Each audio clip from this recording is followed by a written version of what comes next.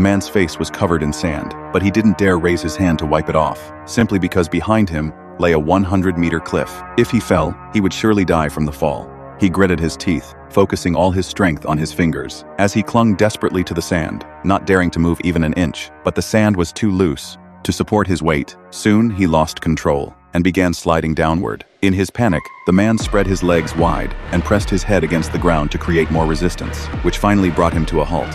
Just then, his cell phone rang. A chance to call for help was right before his eyes. The man tried to raise his right hand, but before he could reach the phone, his body began sliding down again. The man was extremely nervous, his whole body trembling as he pressed himself against the ground. But he refused to give up this one and only chance. After hesitating a few times, he took a deep breath. This time, he carefully raised his left hand and reached toward his backpack and gently unzipped it. But just as he was about to reach his phone, he suddenly lost his balance and began sliding down rapidly. The man braced himself with all four limbs against the edge of the cliff, and that's how he narrowly escaped death. But to make matters worse, he was now trapped with no way out. Above him was loose sand, and beneath his feet was hard rock.